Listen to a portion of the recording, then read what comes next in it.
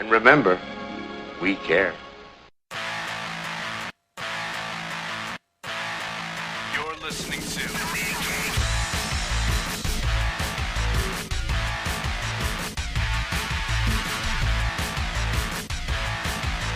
Comics Podcasting on the edge of civility.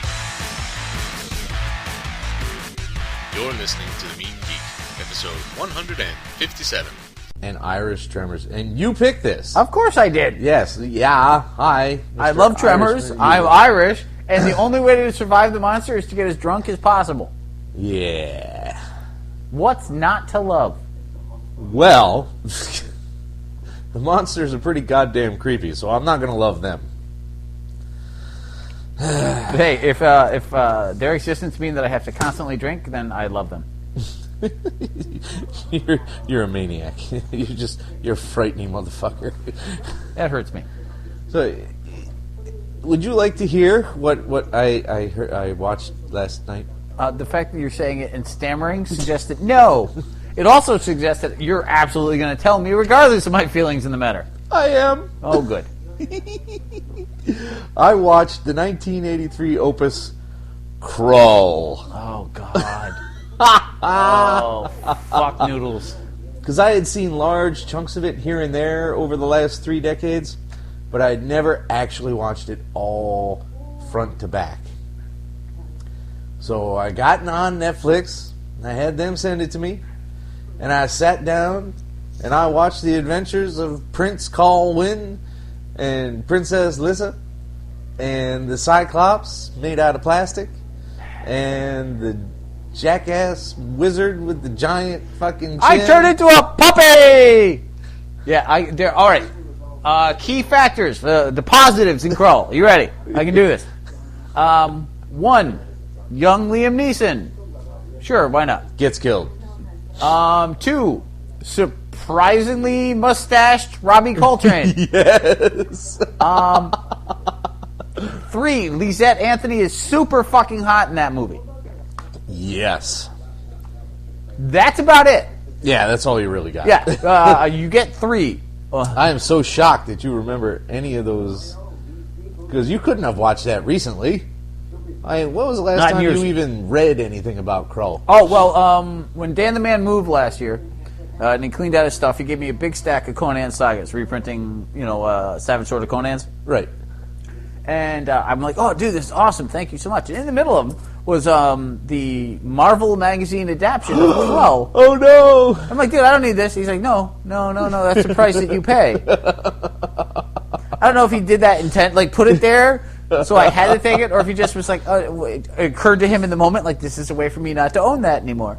But yeah, so I own and read, being me. It's like, I can't take it in and just not read it. Like, oh, yes, I have to look at this. The Savage Sword of Krull, if you will. I didn't even remember that Marvel did movie magazines like that. Yeah. How could you not remember that? It was Krull-tastico. That's kind of dumb. Oh, yeah. Well, so was everything about Krull. But I realized I was talking with the housemate afterwards, and I said, you think about it, that's really not actually a bad story. It's just 83 limited them so effectively about effects and time and storytelling, and it was a whole different way of movie making 3 decades ago. Well, there was definitely, it didn't have to suck to the degree that it did. But you also have to think, like, the lead was not likable or interesting. He had 0 personality. No charisma. At all. None. And I'm like, he had great hair. Yeah. That girl's, like, blazingly hot, and I'm still not rooting for you. Like, I'm rooting for the thing that looks like all the skin was peeled off it, and its head is a crown. Like, you're awful. And I hate to phrase it quite this way, but they really didn't exploit anything they could have about Lisette. Anyway, the other aspect is that it's your classic, like, killing them off one by one. And by 83, like, you were kind of past those kind of movies, Yeah. It was... And most of the criminals had no personality as they're dying off. None. I mean, Robbie Coltrane kind of, 1 or 2 others. Obviously, Liam Neeson was pretty cool. Right. But they just slaughter everybody indiscriminately. I remember reading the novelization, and unlike you, I didn't go to the movies a lot. So, like, I'd read all the books when they came into the bookstore and whatnot. So I read, like, the Alan Dean Foster movie novelization of it. And they don't even bother to tell you how the last couple guys died. It wasn't until the movie had, I'm like, this one falls off a horse into a fucking ravine pointlessly. The guy who's never spoken in the entire film just whipped at people with his whip. That is true. But no, that's not entirely accurate. That period, I didn't go to the movies at all. Oh, no, okay, so it was later. It wasn't until after I got my job at Marty's that I was at the movies every fucking Sorry, I'm not week. Trying to I'm just saying, you and Dan the Man used to go all the time from what you told me. But that was after I got a job. Fair enough. Krull was 3 years before I got a job. Yeah, but I read the Alan Dean Foster novelization years before I saw the movie. And they don't even bother telling you how these guys died. It's like skip. Because in the script, it's like eventually they won't make it. Fill something in. Just have a stuntman wing it. You know? And that guy was totally the horse-wielding stuntman because you think about it, he's the one who would jump up there and do all the horse... I remember everything about Krull, apparently. I'm like a Krull fucking scholar. Which is a frightening sentence. It's also unemployable. And what did you study at university, sir? Krull. Fuck off. You probably could get a job. You don't even get validated parking. You could get a job at IMDb, though. I'm sure you in the Krull wing.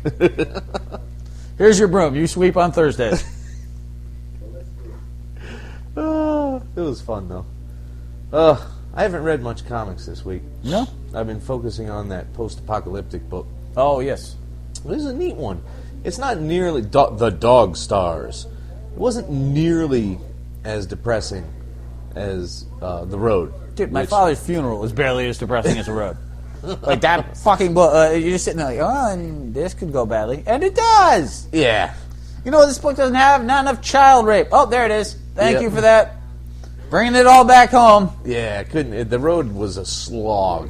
And it was only like 50 fucking pages, and it was a slog. But, it was short. Yeah. I mean, well, Cormac it was McCarthy, tough to read. Yes. No, it was a hard read. Did you ever watch the movie? Yes. I did not. Yeah. It wasn't much better.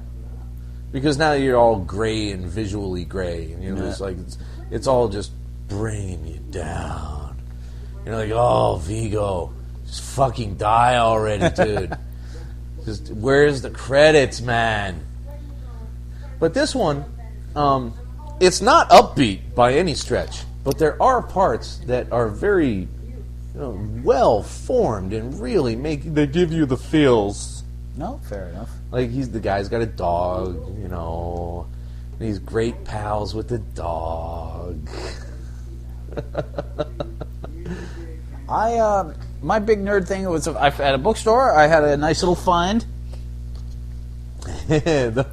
Those things kill me, dude. Well, one is incredibly awesome, and one is incredibly bizarre. And they're both Star Wars related. The awesome item is I found the original, I think it's 1978. Nope. Well, I mean, it's got all November of 1977. Yeah, so it would have had time to get all the issues out first. Well, sure. But yes, the Ballantine paperback copy of the Marvel Comics illustrated version of Star Wars. The first 6 issues, Howard Chaykin art, in a tiny, and I mean tiny. Yeah, that's even substandard for a paperback. Because since when I was a kid, and I still have it, being me, and that's a great thing about being a nerd, is you can say things like, when I was a kid, and I still have the motherfucker. I have the Empire Strikes Back one, which is in color, and about 4 times the size of this fucking thing. You notice that? I don't know if it's the paper or what, but there's definitely different sizing on that.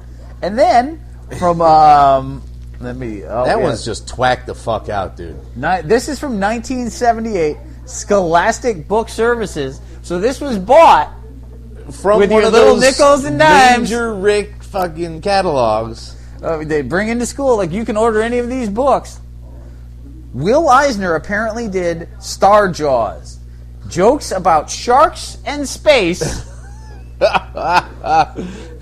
It's really bizarro fucking artwork and totally rotten Jokes. pointless- Horrible. like 4-year-old jokes. Well, I mean, apparently Will Eisner had nothing to do in 1978. You got me. I'm not much up on his history, but 78. Yeah, I'm pretty sure it was a slow year if he was doing that book. Weird. Well, I mean, Kitchen Sink Press was... Oh, actually, yeah, I almost forgot about that. Yeah? I went into an antique store, the big one in the center of town. Yeah. And I found... There was a stack of comics for $1. Most of it was crap. Yeah. There were a couple... I did find a unique Western from Marvel in the 70s called Gunhawks, where one was black and one was white, and they were partners. So I was like, all right, well, that's kind of cool, you know. Yeah. But there was a stack of actual Spirit kitchen sink comics. Really? There was a 3D comic, Holy crud. and I found the very first issue of Kitchen Sink Spirit from the mid-70s. That's a pretty neat find. Yeah, I was shocked for $1. I'm like, yeah, I will buy you. You've earned my $1. Damn. That's pretty funky, man. Yeah, that's not something you just randomly stumble across most days. Dude, I spent a lot of time in going through piles of crap and for $, and yeah, wow, it sounds so much worse when you say it out loud. I found gone through a lot of dollar comics, and I've done exceedingly well in those boxes. Yes. I have pissed you off for years. Yes. With what I found in dollar boxes. One book will piss me off till the end of the decade. Which one? In general. I mean, Oh, yeah. I'm still angry about shit you found in 2002. But I've never seen a Spirit book. That's amazing. Yeah, they had like 8 or 9 of them. I bought 3 or 4, and it's my first real experience with Eisner Spirit. I really need to pick up one of those graphics and look into it in greater detail, because it was definitely interesting. Yeah, I know what's happening in this fucking scene. This is terrible. I mean, it's just so obvious. I mean, Subtlety, thy name is Irish Films. the director's just like, look, you're drunk. You work together. And in movies, that means you have to start making Google eyes. What was that? Zonad. Oh, my God. Stop right now. I'm not talking about fucking Oh, Zonad. God, I got to find that on DVD for you for Christmas. No, you may not. You know what? I'm going to wait and see what you give me. And then I'm going to hold back my gifts based on that. What are you talking about? I still haven't received a birthday gift. I got you a phenomenal one. Don't you worry about birthdays. Oh, crap. Wow, it's like I got shit well in hand. It's a pleasant threat. What a charming feeling that is. Oh, shit. Are you ready to talk some books? If I must. You must. God damn it. I must. If you must pry. All right, what do we got? Well, we're going to do Marvels this week. And that means we have to deal with fucking Hickman. You remember when Marvels was the one we looked forward to? Yeah. But optimism is merely stupidity for people who haven't looked forward. We're going to take that one. I think we might have mic problems again. You? How could you do this? How could you do this to me?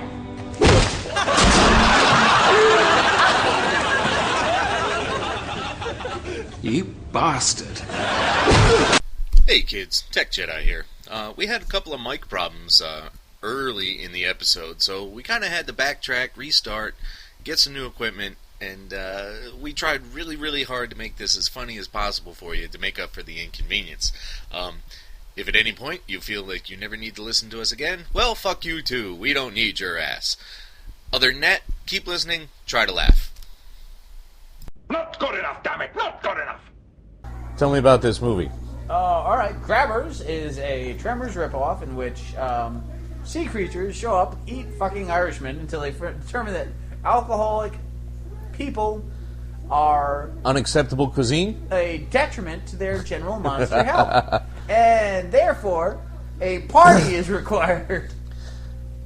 Alright, well that catches us up. And I don't know what the fuck was happening to the mics, but it seems to be over now. Oh, good. So let's go back to Avengers 10. which, as you had begun to say, was rather heartbreaking to you. Yeah, because there's 257 members of the Avengers right now. There it is, man. So in the last issue, they blew up an entire spaceship of Avengers. And fuck yes! All right, they're taking an Avenger out, so which means some good Avenger action and slightly less Avengers.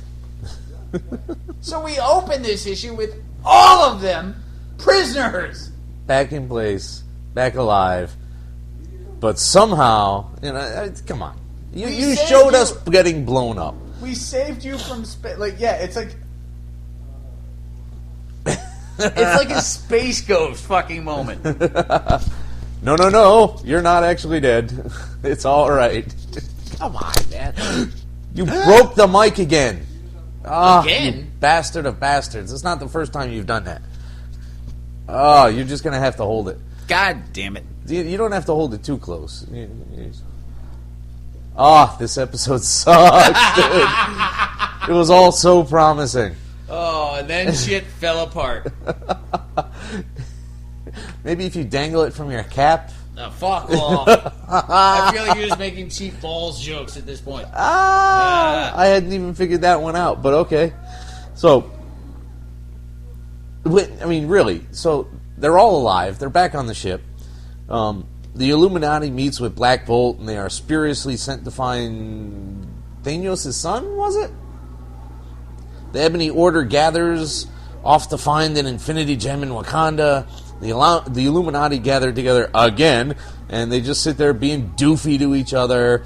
And then they go off, and Strange finds him. But is it influence? Is it force? Do they leave him? What's going on? Well, Doctor Strange has given up his Illuminati gem without realizing it. Right. Thanks to this weird mental powered dude. And you have that fucked up moment where he's like, well, you're just going to feel bad about this forever. You're not going to remember it. You're just going to know that you screwed the pooch somehow. And obviously this guy's not a common Marvel villain. He's like, otherwise he'd know, oh, it's Doctor Strange. You screw the pooch all the time. You still think that mustache is cool. You couldn't even make fucking time with the night nurse. But he could make it with some not high school kids. I didn't say I wouldn't. I meant college co-eds. Well, no, he did with the night nurse. Like, that man is just bad at relationships, bad at life, bad at mustaches. He's good at mustaches. Good at mustaches. Yeah, he's good at 1977 mustaches. Hey, that's his bag, man. You can't fuck with him. It's his personal choice. You can't berate him for it. You still pick on Burt Reynolds for thinking it's still 1982 and Smokey and the Bandit is cool. That's because Doctor Strange is the Marvel version of Burt Reynolds. Wow, that's a title. Used to be cool, and now he's who he is. Now he's who he is. Oof. Yeah, it was kind of a detriment. Like, you thought I had more of a build-up there? No. Yeah, I thought you were going anywhere with it. I blew my verbal load with the Doctor Strange is the Marvel version of Burt Reynolds. Well, this episode's going to go down fast. Oh. Filth puppet. You were the one that said blew the load. I didn't bring up that kind of shit. I said verbal load. Yeah, still. Well. Whatever. So, this all leads into Avengers 19 and 20. Since double shipping is all they know in fucking Marvel now. It's the only way the Avengers sells. It sounds like it, man. The Allies have won a victory, but they still have no hope numerically. Which is always a fun thing to have to fucking say. Abyss seems to be the last of her kind, and while all the other creators, and I can't remember their names. Ex-Nihilo, Ex-Nyla. The X's. Yeah, like... What? The Abyss and the X's. The out of nothingses. I believe they opened for the Ramones back in 82. Now, how many people remember that Ex Nihilo does in fact mean out of nothing? No one? Exactly. That's why I am so fucking smart. And you gotta, but dude, I fucking hate all of this. Like, the moment where all the other X's are like, how do you feel about this? I create life. She judges it. That's what we do. Like, they don't even have, like, even their dialogue sucks. It's like, no, dude, we're telling you, all ours are dead, and your big thing is, well, I do this. Well, then she does that. You did a pretty shitty job. Aren't you supposed to, like, be a partner? You let your partner die? All 100,000 of you assholes? With your different weird horns?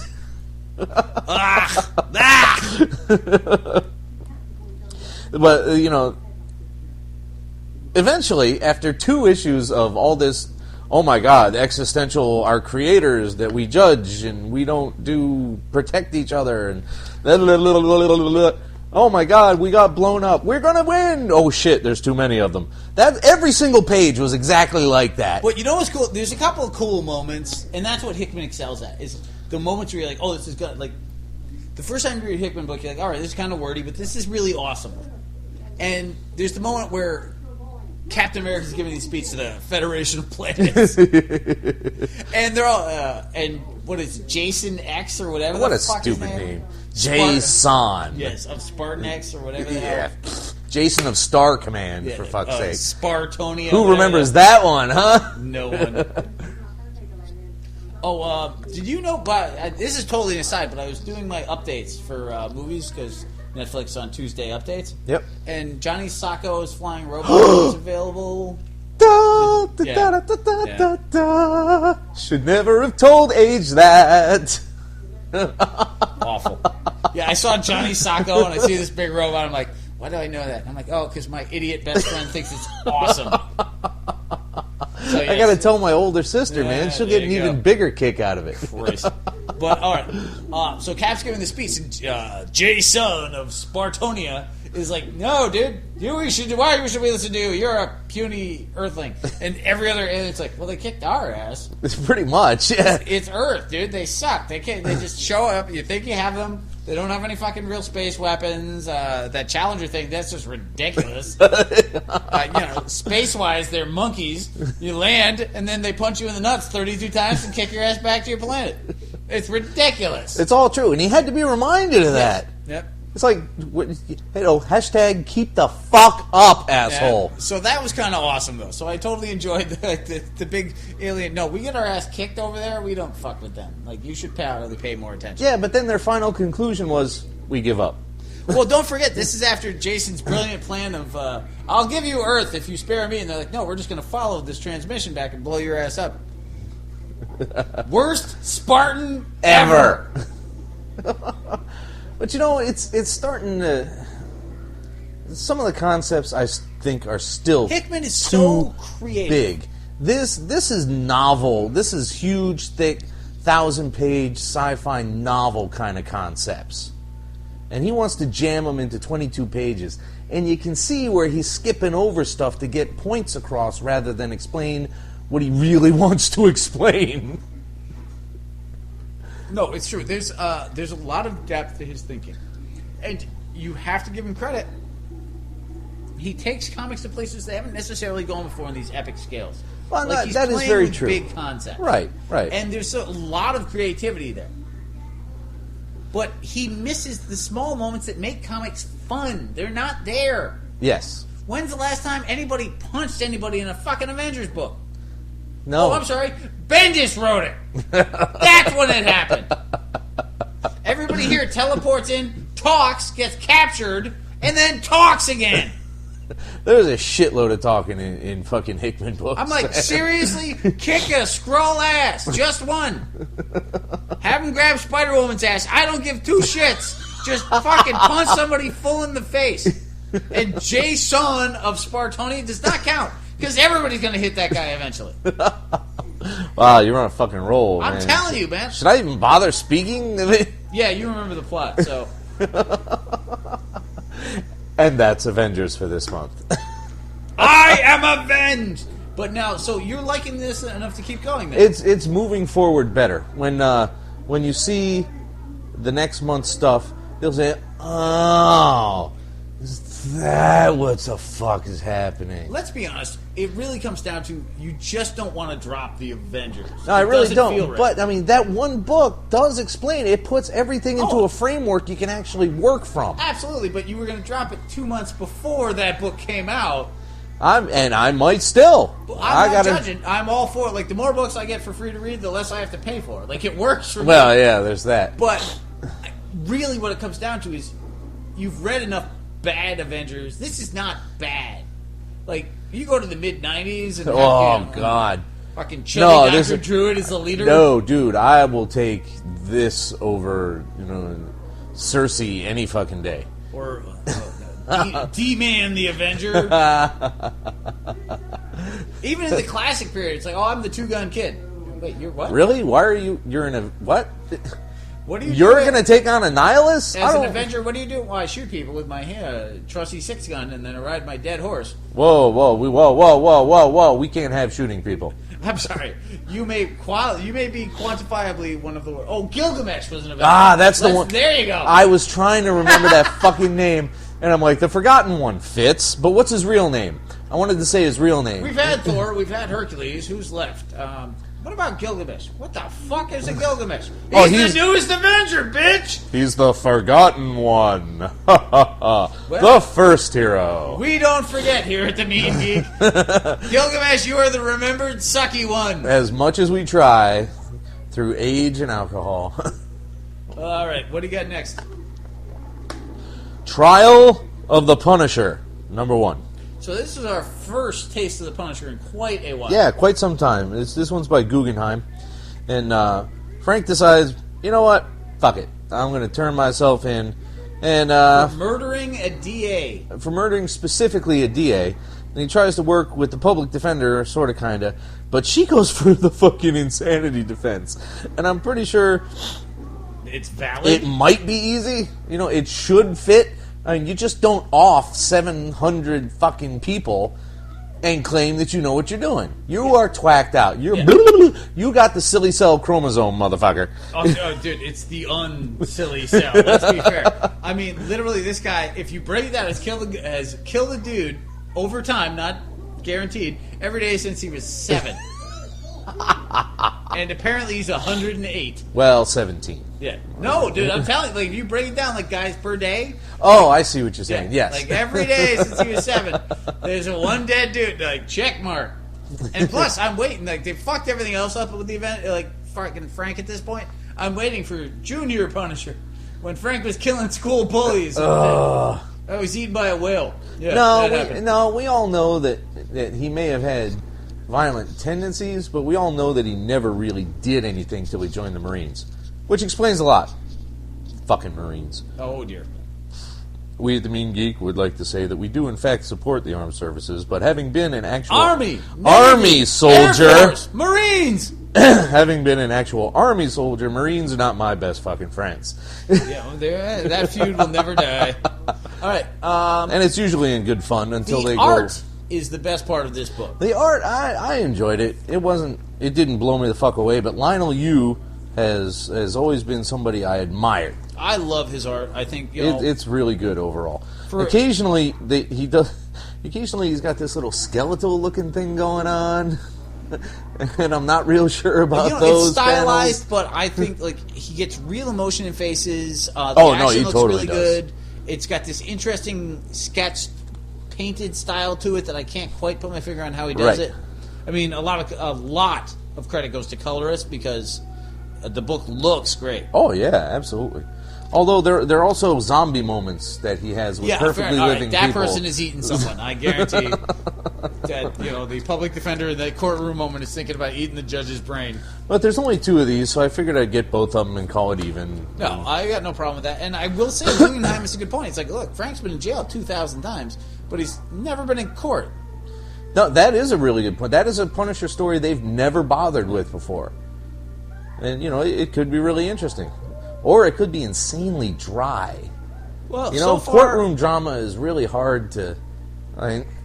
Perry Mason was not my favorite fucking... Here's the thing, though. It's like, so far, all the action is happening in prison. It's like, Guggenheim, I credit you for finding a hole, but at the same time, you're using that to do the same story. Like, here are mob bosses in prison threatening the Punisher. Ooh, really? New. Okay. Really? Does he hurt one of them?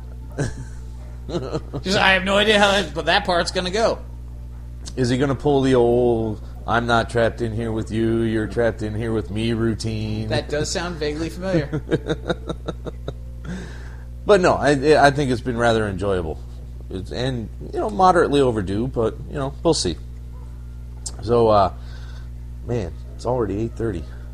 Madness. Oof. Oh, the life of a working adult nerd. Anyway. It's a painful one. Isn't it, though? Jesus. Cap 11. Cap's mom finally cacks it in a flashback. While he gets the Zola Juju renewed, or whatever the fuck they... We've canceled Zola TV from your chest!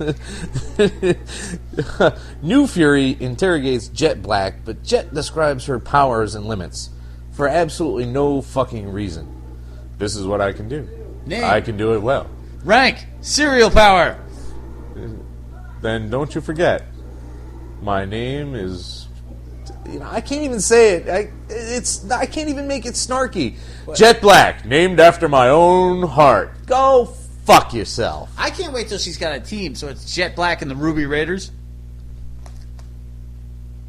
Don't nod like that. I don't... No, stop. Come on! Cap takes off with Jet as Nuke plants and starts... Rants, not plants. He's probably planting mines, maybe. Nuke rants and starts shooting up some anonymous Eastern European town. Now, this is the thing that drives me nuts. And I want to say it shouldn't drive me nuts, but deep down it does anyhow. I've never really considered Cap to be a sentimental man. Oh, I disagree wholeheartedly. But I know... He honors... I don't think he's lived in his past. I think he's honored his past. And to see all that crucial historical artifacts gone up in flame because this dippy broad said, you have to live in the future, and I'm going to show you, even though I've been sequestered in my own little domain and never known anything about the greater aspects of humanity, I'm going to show you what a human future is like. Go fuck yourself. Well, here's my point. I actually think that I hated it.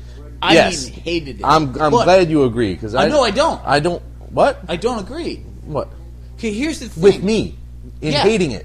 Oh, no, I hate it. But for different... I hated it because it bothered me. Here, however... It bothers me, too. But my point is, I think it was awesome. Because what Remender has done... And... the Zola thing was starting to drive me nuts. I like Zola. He's a fucking stupid-looking Kirby creation. He's fucking awesome. He's a lame, bad side. I like Dr. T.O. Morrow. Of course I like Zola.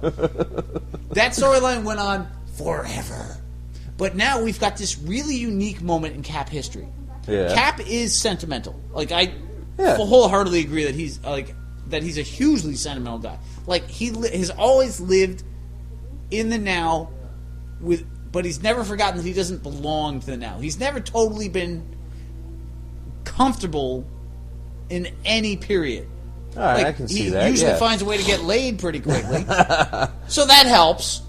Well, being 6'2" and muscle-bound and blonde-haired, blue-eyed never fucking hurts. He looks like Hank Pym, but doesn't hit women, so he's got that going for him.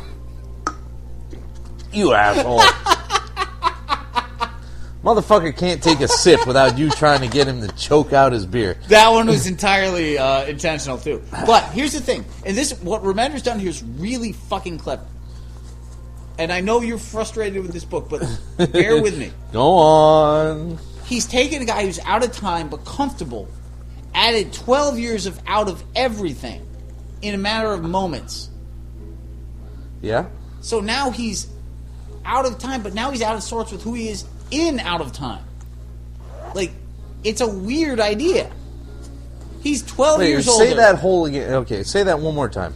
He's out of sorts with who he is, and he's still out of time. He doesn't belong to this current century, but now he's 12 years past where he was anyway. Okay. All right. That's fucked up. All right, I follow that. And he hasn't aged, and no one knows about it because it's fucking weird Zolaverse. And because people died and it was negative, it's screwed up.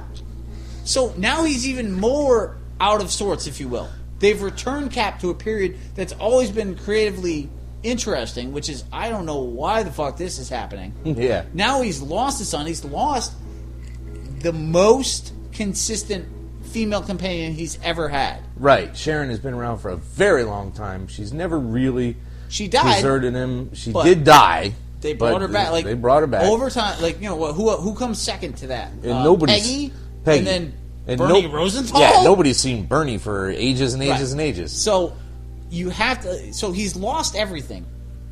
So what he's done here is a normal sane Cap, and I'm not saying that he's like we're dealing with insane Cap, but we are dealing with a Cap who's thinking differently. Yeah, a normal Cap. If Jet Black's in your apartment going, oh, you keep all your old shit, you're obviously trapped in the past. He's like, no, this is fucking furniture, and you're a freak. Although Cap would find a nicer way of saying freak. The Reverend Mad Duck is not as considerate as Captain America. I'm shocked that you fans are shocked by this, but screwed up, out of time, out of sorts Cap is like, no, fuck it, you're right, let's burn this shit.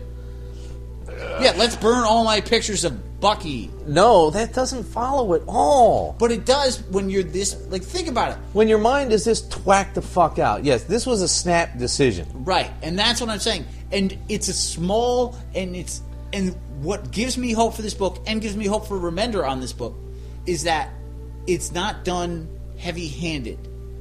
It's not like, ooh, I don't feel like I should do this, but like there's not a fucking page of him holding a match, having this incredibly annoying dialogue. Yeah, it wasn't drawn out and irritating. He just does it. And it's not a Cap thing to do, and it's not the right thing to do, which is why I hate it. Yeah. But it's awesome because he's never done anything like this. No, I follow you completely. It still irks me. Oh, absolutely. Because these are, I mean... Some of these things are genuine, like, historical artifucking facts, man. Dude, he burnt up, and this was, I blame, well, Pacheco did this art, right? This is, or no, this is Pacheco. Yeah. So I don't know if this was listed or if this just annoyed me, but Cap burnt the original shield in this shit. Yeah, all his shields are there. That's never happened. His comic book is there. Fucking battle flags from 3 different theaters. Dude, nude pictures of Peggy Carter. Like, All right, probably not. It was the 50s. He was at war. Who knows what they mailed to him? Probably not. Anyway, my point being, there's no way that he burned shields. Like, that little... that, like, just took me out of it for a moment. But the more I thought about the point behind it, there's some really cool concepts at play. No, I follow it, but following it doesn't necessitate liking it. No, I give you that, but I just want you to look at it a little differently than the arbitrary decision and to what is hopefully the deeper thought behind it. I'm with you. So, and this gives me hope, because like the Zola thing was really starting to hurt. It was. But now you've got the Dead Child, which is bizarre and not your average comic fare in this day and age. And then you've got a Cap who's out of source, who's teaming up with a woman that makes Diamondback look like fucking Wonder Woman. It's true, man. Like, oh, you liked the bad girl thing before? Here's Psycho Girl. Yeah, it is a step up from his normal let's flirt with the bad side routine. Right, yeah. Now he's full on like, oh, let's just hang. I'm going to integrate you into the modern world. You're going to teach me to hate people and hit things with clubs. Yeah. Awesome. Now that you mentioned that, though, I'm curious to see how Rachel takes this. Well, I was too bad for Cap. Now he's hanging out with Jet Black. Yeah, there's some awesome shit to be had there. No, there really is, I think. Yeah. Well, that's the thing, is there's depth to this story.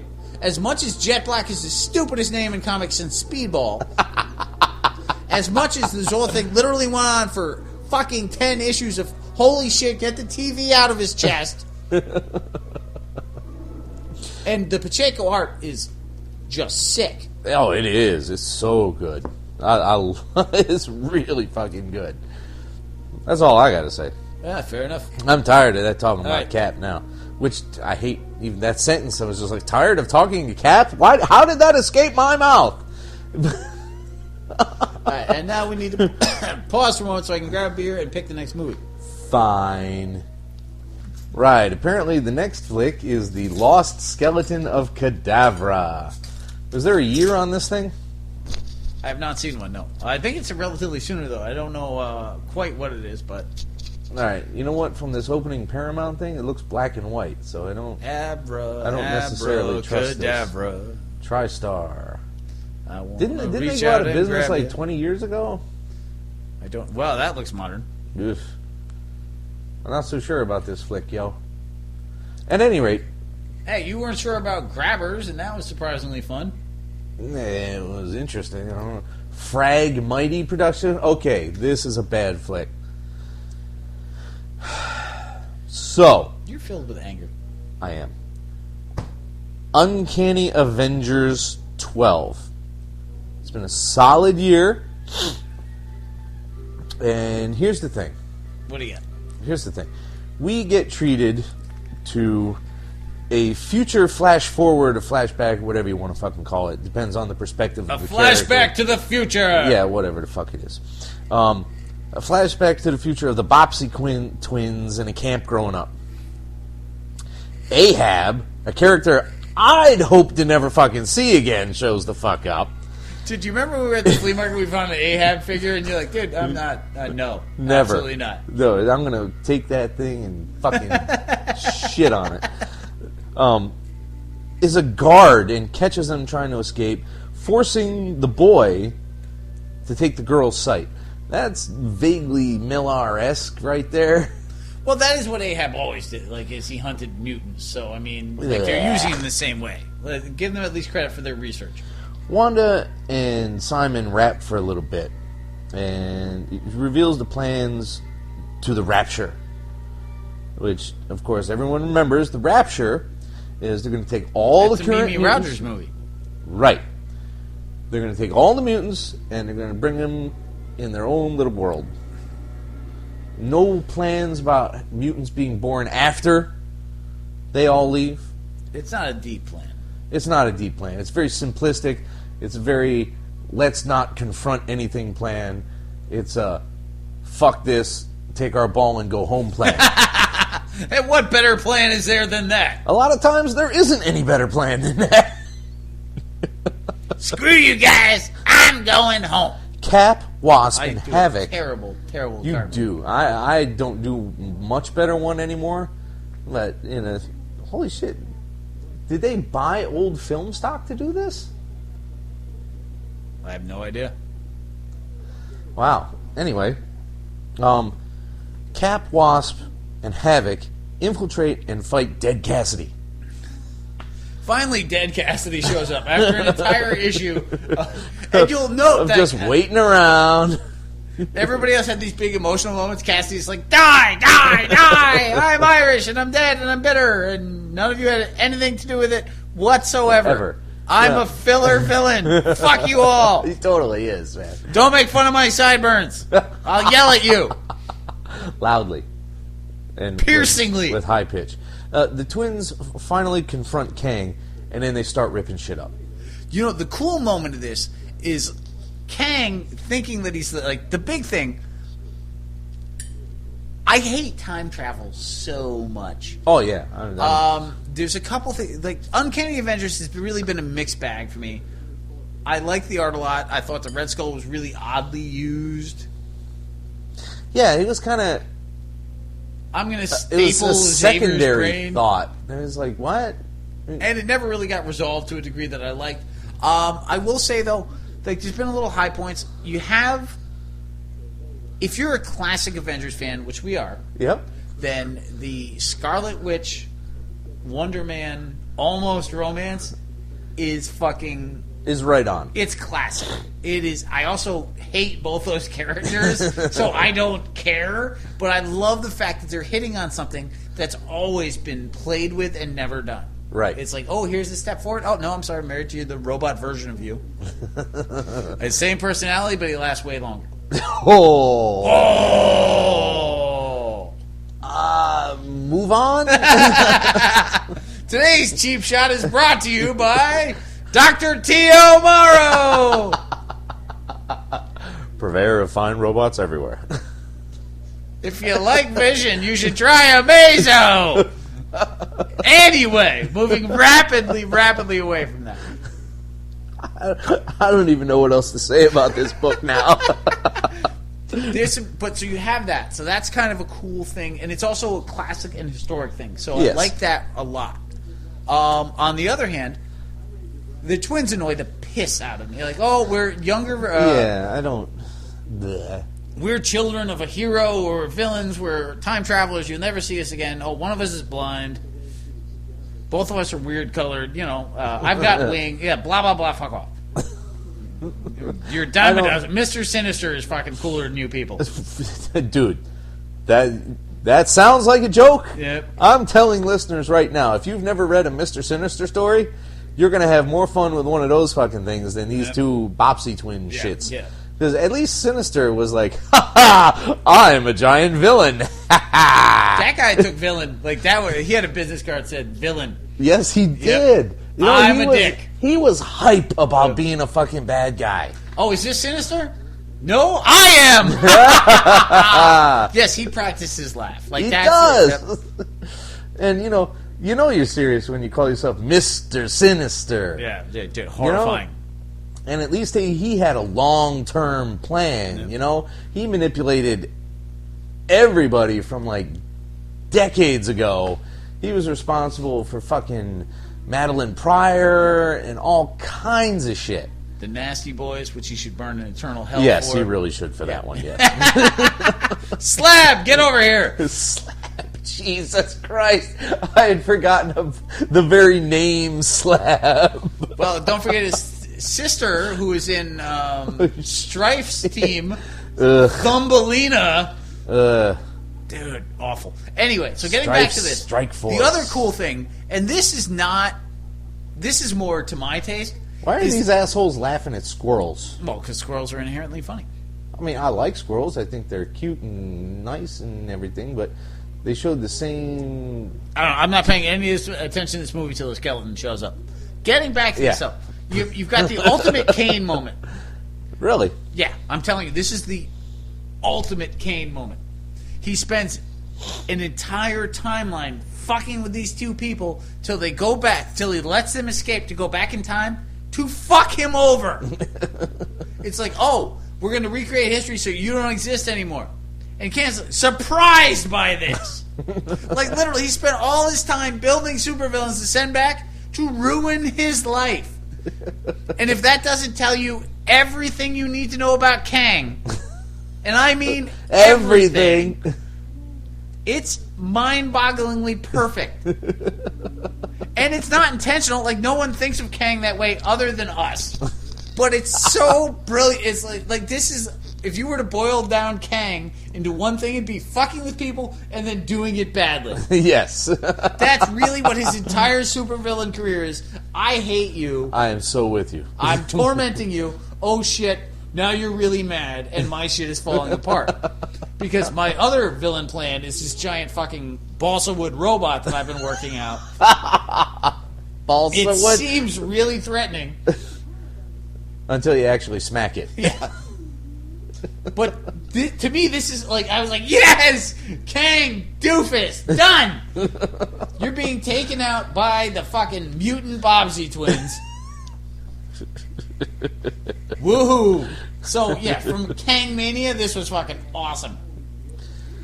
But, I mean, it was readable, barely. Uncanny Avengers, of all the Avengers books, Hickman has big ideas. Uncanny Avengers has more classically Avengers stories, but the delivery isn't working for me as well. Yeah. I need one Avengers book to be way more awesome. Like, just give me one. Oh, and getting back to Hickman's Avengers real quick, where's the stupid Black Swan character that we've been eating all this shit about? She's been in prison. Right, but the whole point that they're talking to her is for these brilliant plans, and they go off to space without her? No, that does seem off. But she does make an appearance in a minute, and it'll kind of make you giggle a little bit. Yeah, you just hang with this Herald, and hopefully nothing bad will come of that in your weird basement cell. Fuck a doodle. All right, look. These next two issues of Superior, I really had no idea how to summarize both these issues together. So, here's what I'm going to say. All right, what do you got? And then I'm going to cut you off the leash. Okay? Reverend, become wrath. Yes, it doesn't have to be wrath if you don't want to. You don't have to be vengeful. It is preferred. Okay. Here's my one run-on sentence that, to me, encapsulates everything that happened in these two issues. What is happening on that movie? A meteor fell, and it's like, what, the Blob? What's going on? The stupid time problems come to Oxworld, and Spidey 2099 goes back to be a pain, and timey shit, and goblins, and whatever. Wow. Really? That's what I got. Dude. So much shit happened in these two books. I could use all of my fucking notepad to cover this shit. Spidey And 2099. before you what get do you into got? it, I want to remind you of something I haven't told you yet. This very week, I was called directly by Dan Slott himself. I was named the world's greatest monster. Personally. On Twitter. Wait, what? All right, go back. What the fuck happened here? On Twitter, I was reading through the feed, you know, I caught something Slott was saying about Star Wars. Okay. He says, I don't go in for this New Hope stuff. I don't like this Episode 4 stuff. I first saw it as Star Wars, so the first Star Wars is always Star Wars to me. The rest are all qualifiers. That's interesting. That's kind of how I think about it. Yeah, that's how a lot of people think about it, and inherently there's nothing wrong with it. But then I remembered how insane people are about having the hyphen in Spider-Man. And I didn't know people gave a shit about the hyphen in Spider-Man until I got on Twitter. Yeah, well, where apparently it's crucially important you have the fucking hyphen. Well, particularly considering that most of these people don't give two shits about the hyphen and anything else. Yes. So, Does Hydro Man have a hyphen? is he supposed to? I don't know. Well, it's Hydro Man. It's Spider-Man. I know. Batman Man? used to have a hyphen. Nobody gives a shit now. But people are crazy about the Because hyphen Batman in fucking is a Twitter. word. Batman is not a term. Not if you look on the covers of the older books, there's a hyphen. I believe you, but Batman is an actual word. If you go to the dictionary and you look up Batman, rich guy who fucks and beats up guys better than you. That's it. Like, that's the entire definition of Batman. Anyway, See that dude? He's a real Batman. so just to have some fun, Yeah. I responded to that and I said, well, I call him Spider-Man. The hyphen is just a qualifier to me. That is an awesome response. And he came back less than a fucking minute later, and he said, and I quote, and you can look this up on the fucking timeline of the Meaner Geek at, "You are history's greatest monster." That's fucking hysterical. Nice. So, Superior Spider-Man 17 and 18. All right. What happened in these fucking books? Revving up. All right, so you've got Spider-Man 2099 going Miguel. on. Miguel fighting his father or... Father. It turns out he's his grandfather or something, but nobody knows that but Miguel. I mean, Spider 2099 was the definition of Peter David book that I don't read. Right. So, working off a fucking curve here. So, he finds out that his dad is fucking some shit up. Time is fucked up. He's got to go back in time. Gonna go back in time. Yeah, little Huey Lewis in the news for you. Yeah, stop that. Anyway, jumps back to protect a stone, save the family, somehow get proof. Like, it's just ridiculousness. Like, the justification to go back in time is so fucking trite. It's like, I'm trying to beat you. Oh, you're turning into Max Headroom in order to save you. Since you're my dad and I'd be next on the Headroom train, I've got to go back in time. Your cat just ate the fly you killed an hour and a half ago. Well, that's what happens. It's been dead an hour and a half. The cat just walks the fuck up to it, sniffs it, chomps it on down. Hey, thank you for doing that while Commodore Wife is not home. Because that was a fucking screech that would never die. And thank you for not listening to the podcast, Commodore Wife. Because that would be the second biggest screech that would not die. Anyway! Aside from all that hooker talk in episode 100. Nah. Wait a minute, what? Never mind. Ruh-roh! Marge! Time problems. And so, meanwhile, Doc Ock is fucking shit up left and right. He is. He's going fucking to town on these motherfuckers. And again, I love this because Doc Ock is a jackass. Like, the fact that he's held it together this long is literally amazing. It really is. Usually, a Doc Ock plan falls apart where he's like, fuck this, I'm just ripping this bank file off. Like, I hacked in, I killed the computers, I'm fine. Oh, wait, no, this is taking 5 minutes longer than I had anticipated. Yeah, my chubby ass is just hitting you with my robot arms and I'm walking out. Everything was brilliant, and then I get pissed off. Like, he's pissy. Definition is pissy. He's always pissy. Right. He covers it up nicely as Superior Spider-Man, though. Well, and that's the thing. Like, this, slowly, his own personality is taking over and fucking shit up. Yep. Like, Peter's goal is to be heroic. And he manages to do that despite his personality, which is to somehow fail at everything. Yes. Doc Ock's is to win at everything, but to lose at the last minute because he's a dick weasel. Yes. So here he is winning by being Spider-Man, getting away with it, being an Avenger, dating hot women, getting his degree, doing all the things Peter couldn't do, and he's going to fuck it all up by being a giant dick weasel. He's got fucking 6 jars of supervillains back at his lab. He's managing to lose the best job Peter's ever had. He's going to fuck up getting the degree, so Peter's still not a doctor. I'm sure he is. I'm absolutely certain of it. Peter's going to wake up, eventually Peter Parker's going to show up. He's like, wait, I'm dating a tiny person? Like, when the hell did this happen? Little person is the phrase, which I don't get, but whatever. I'm not sure the difference in these things, but yeah, fine. Any way you look at it, it's kind of a shocker if you didn't know. Yeah. When he does come back, you'd be like, hey. Wait, I did what now? No, I like MJ. Shit. I'm sorry, I took a shit in your tube, but, I didn't mean to. It was Doc Ock, for God's sake. It was your face. Yeah. Hey. Wasn't me. He already played that card with the chameleon, when he slept with his roommate back in the day. That's right. Yep. It wasn't me. I understand none of this. Prank caller. So, Doc Ock's just running around, like, literally, both these issues are just giant fucking diatribes against Peter's life. Yes. Like, Max Modell is losing his business. He might hit Peter with a laser. The entire team's like, we can fix this. We need Peter's help. Where'd he go? I would really pay to see him hit him with a laser. And then, on top of this, fucking Ock being the world's worst human being is like, oh, wait, my new plan. Fuck Peter's ideas. I need to go get my new plan, my thesis out of there before they take that.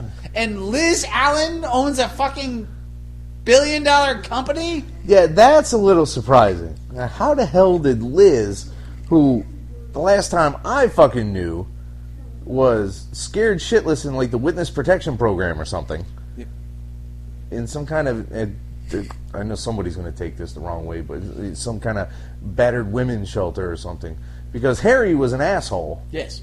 He was hopped up on goblin serum at the time. I don't remember Liz Allen running anything ever.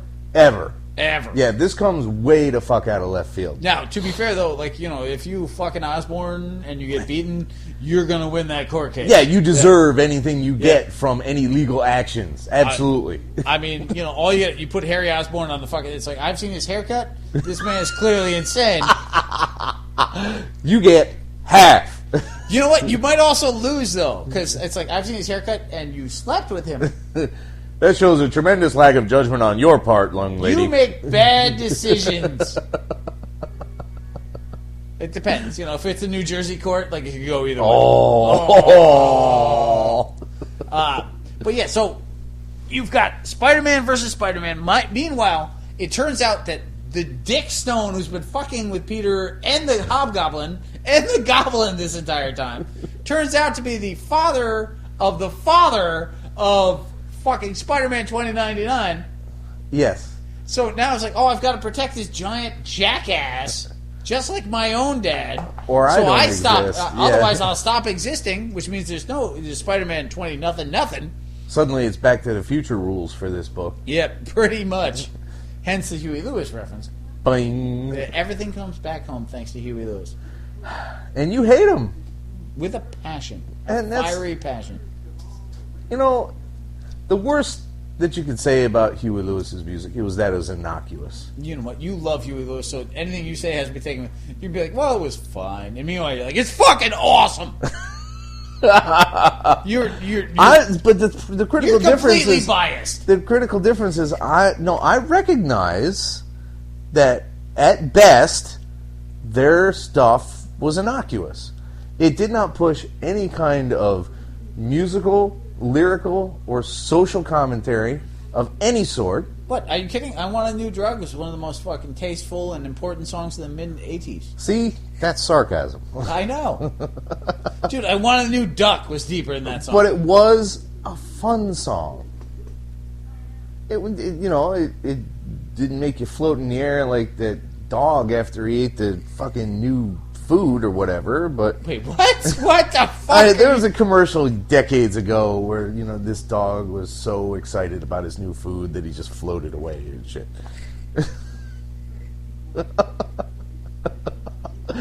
I don't even remember what it... Maybe it was Caesar. I don't know. I've never wanted to podcast my own face before. And yes, I know it's podcast, but I just lost the ability to speak for one. I've never wanted to do that, but if anyone could have seen the look of horror and sadness that I just gave you while you were describing this dog food commercial from 1982... That was probably like 87. Shut up! Shut up, shutting up! You ready for FF12? No, we're not done. God, keep going. Fine. Spider-Man versus Spider-Man. Web against web. And then you have the absolutely brilliant moment. I'm skipping the entire fight because who cares? Where you have... We're all doomed. Yes, we are. But I, Spider-Man 2099, know how to fix this so no one has to pay or die in any way. And then Doc Ock shows up and punches him in the face. Face punch. Down. I am a scientist and a superhero and a giant dick weasel. And then he looks at an entire room of people going, you're the worst person ever. And he's like, what? He's a bad Spider-Man. Did I do something wrong? What? He's a bad Spider-Man. Ridiculous. Now, I love this book so much.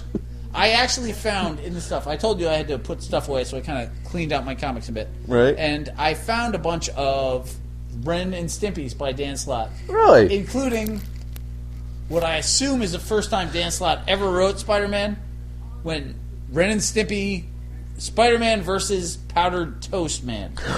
Oh my God, that was his? Holy shit. Now I gotta find that fucking If I thing. ever meet Dan damn. Slott, that shit will be sitting in my hand to be signed. Jesus fuck.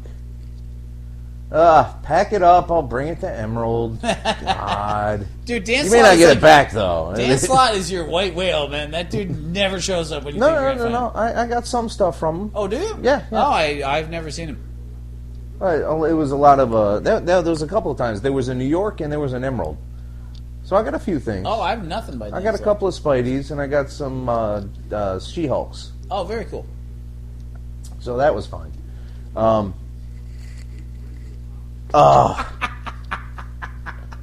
that, kids, is what it's like with new fucking glasses. Put that fucking thing on, smack yourself in the eye with the fucking glass arms. All right, we're going to have to pause because this movie's fucking horrible. Yeah, well, I mean, they finally brought in the skeleton, but it's not doing anything. No, it just lies there like a skeleton, which But- is historically accurate, but not in any way exciting. But there is a, space chick, so that's promising. I mean... Yeah, are they future travelers? What are these from people? what I can tell, they're morons. They came out from a 1952 spaceship. It's a hell of a wide tie, though. I have to give them credit for that. There's some wide hips, too. But whatever. Yeah, let's find another flick. We'll be right back. In time. All right, so you said you'd get me a better movie. And what you got me was Harold's Going Stiff. Zombie comedies have historically done well for us. Most of the time, The buddy comedy yes. one you really liked. We just watched 5 guys beat the shit out of a zombie with baseball bats. Well, that's, Which is kind of weird because this is England. they don't really play baseball much over there, right? Well, you know, I got nothing on that. Not with any real frequency. No, I mean, I'll give you that, yes. It seems unlikely. But, you know, so maybe it was a wide cricket bat. Or a short cricket. I don't fucking know. I want to take a second, and I want to review what I just saw in this box of shit you're trying to give away to me.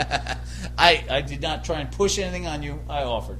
I saw the look in your eyes, and you said I would be much happier if you took these away from me tonight. Oh, fuck yes, that's true. Some of it came from you, so let's not... Yeah, some of it came from me less than 6 months ago, and you're trying to give it back to me, for fuck's sake. It was horrible. Yeah, well, apparently JSA is not our cup of tea, because people are just like, oh my god, it's fucking JSA, this is amazing.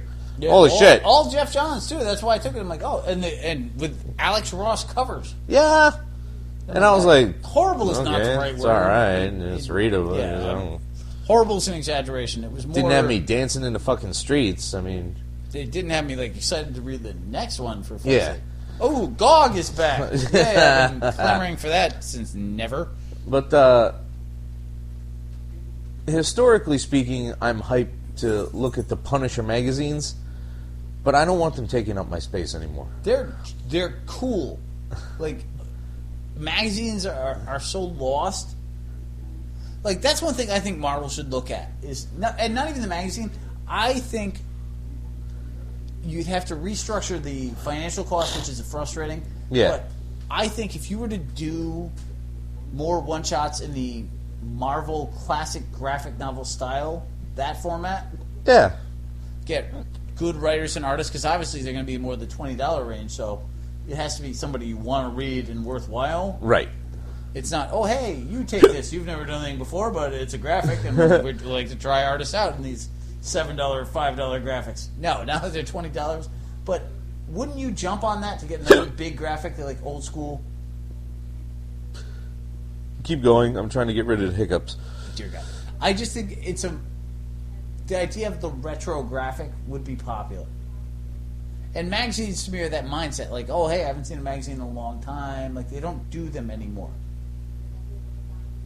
Like, I have fucking Dracula Lives. I have Howard the Duck magazine. I have a copy of The Rook. Yeah. Savage Sword of Conan, Conan's Saga. It's hard to say, though, because nostalgia books, I mean, Marvel isn't really exploiting them, but... every other publisher in the universe is. Well, I'm not saying to do a nostalgia book, but to do a modern graphic, but in the format of the old graphic. Ah, I see. Okay. I think that would be popular. Like to have, if Brian Azzarello did no, because I'm trying to think of somebody. If Bendis did, somebody who does a Marvel book. Yeah. If Bendis did a Avengers graphic in the old school, larger format, right? He could do a lot with that. Wouldn't you want that right next to your other ones? Yes, I would absolutely give that a go. No doubt about it. And that's what I'm saying. It's like the retro factor makes it a little more interesting, while at the same time, since you're already doing old school graphics in one shots or miniseries or what, so just a new way of thinking about it in an old format, I think would be popular. Right. Yeah. Twist the mic so it actually faces you. Oh, there sure. you go. La la la. You don't have to get it closer. Just let it face you. No, and we bring that up because these Punisher magazines, I'm sure many people have no idea what we're fucking talking about is. In the early to late 80s.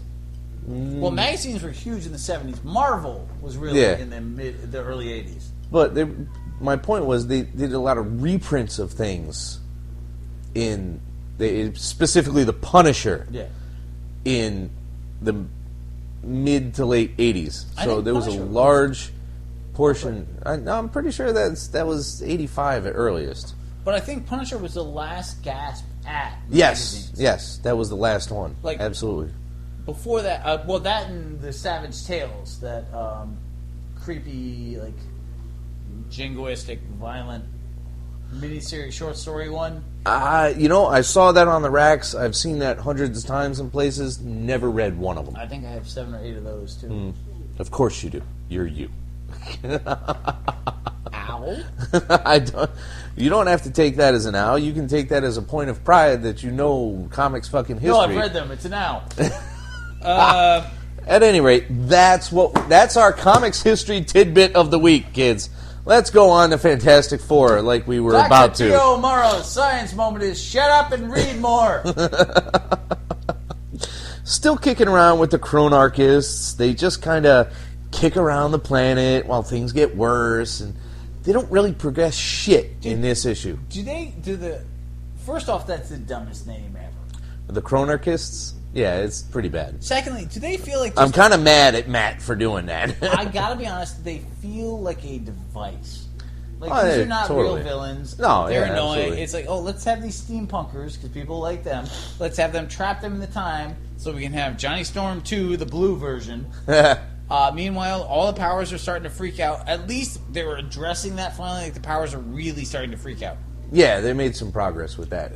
The stone is flaking off of Ben Grimm. Well, it's gross. Yeah, he's literally now the world's most powerful canker sore.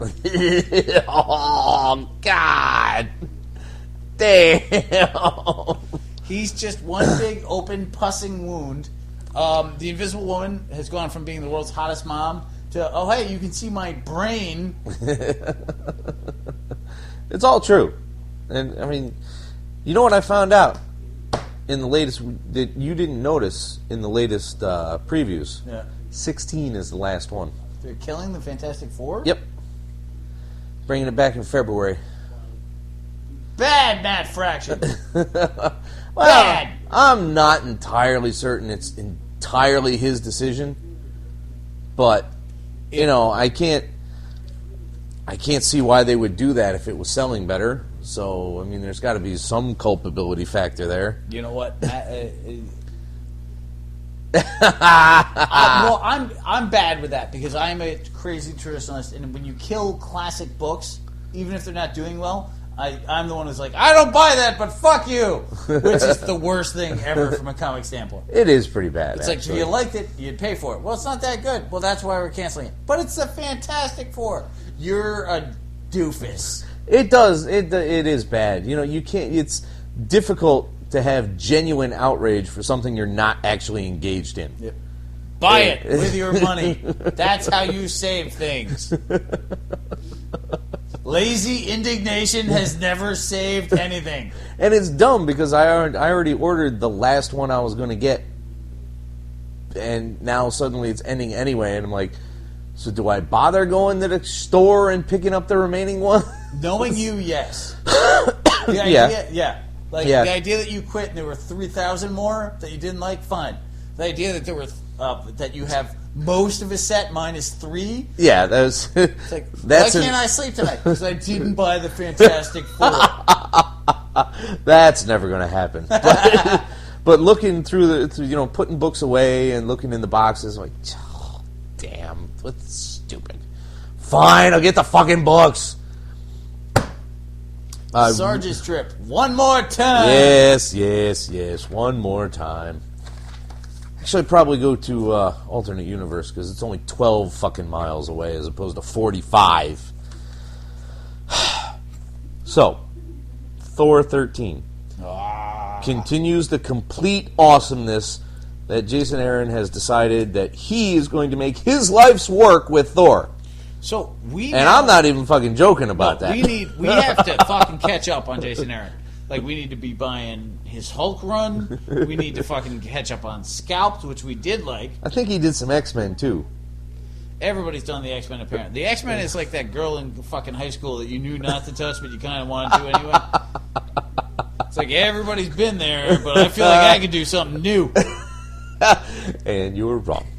So there's a squad of dark elves who free Malekith from his prison in Niflheim. Dude, right along. You could have not even had Thor in this issue. That was awesome. The dark elves. A lot of fun. And Malekith is right there being the worst fucking person ever. It's like, no, I'm sorry. I'm not even a person. I'm a dark elf. Like, I'm born awful. I just fucking specialized. Right. Scum tongue the tongueless. Okay? That happens. Scum tongue. That's not a bad name, really, for a dark elf. Yeah, yeah. Niflheim, forgot. When you have things like Niflheim, which is just a bad pronunciation away from Niflheim, you know. Yes, I brought that one out. I don't care. I can be crude. Oh, I know. I can be crude. I cannot. I'm not just stupid. I'm multifaceted. I can be stupid and crude as well. I've done a lot of crappy things, kids. Now, apparently, relations between Asgard and Niflheim have gotten better because there's a dark elf at the celebration of the defeat of Gore, and he suddenly gets this kind of feeling up his fucking back, and he goes to Thor and he says, "Look, something fucking crazy is happening." So he takes the Warriors 3, and what is it called? The Warriors 3. No. What? What's your new name for it? Oh no! That was the Thoriers. No, that was not. The Thoriers 3 was specifically his Ancient Thor, Current Thor, and Daddy Thor. God damn it. But meanwhile, Volstagg the Senator... Yes, who is now a senator, which is kind of weird, since they just came up with a government structure out of no place that suddenly had senators. Well, I think it's more because they're attached loosely to the U.S. I don't know if he's representing Asgard. Do you think? Senator. Really? I'm going to have to reread this, because I don't think that's what's happening at all. I've been wrong before, and I'm going to admit freely now that I'm probably wrong at this moment. I'm pretty sure there's not a Senate in... Well, that's what I'm saying, because there's an alliance of the 9 realms now. Right. So you're thinking it's Senator... Of Asgard to the 9 realms. Well, maybe I misread it then. It has happened. Well, either not way. As often, but... So the point being, they head out to find out what the fuck is going on, and it turns out Malekith has destroyed an entire Dark Elf village. Now, isn't like every Dark Elf supposed to be this suicidal, psychopathic super warrior? No, that's a stereotype. I'm stereotyping Dark Elf. I'm the worst person ever. And I find it mildly offensive that you... What is that on the screen? Why is that happening? God in heaven. Oh, Jesus, fuck.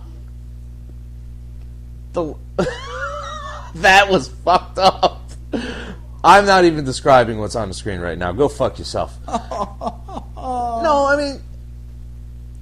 I think we had this Hitler discussion a few episodes ago. Not everybody can be a complete fucking psychopath 24 fucking hours a day. There's got to be some point where they just chill out and make weapons. They have to have dinner eventually. You can't just go around killing and raping and fighting all day long. It's just hard to imagine like Dark Elf fucking blacksmiths and no, it is. It is Dark Elf pottery enthusiasts. But for real, see, exactly. But somebody has to be. I mean, they can't just buy their shit from everybody else because they pillage. They can't just pillage every last thing they ever need. Even the Vikings made some of their own shit, for fuck's sake. It's a good point. You're like, oh, did you get any saucers? I'm missing 3. Wrong pattern, scum tongue! So, eventually they were going to calm down. And, as a representative of Niflheim, there was no reason he shouldn't have been at the celebration. I mean, Thor just saved all fucking worlds for all eternity, for fuck's sake. So... it's not bad to get a slight change in perspective every once in a while.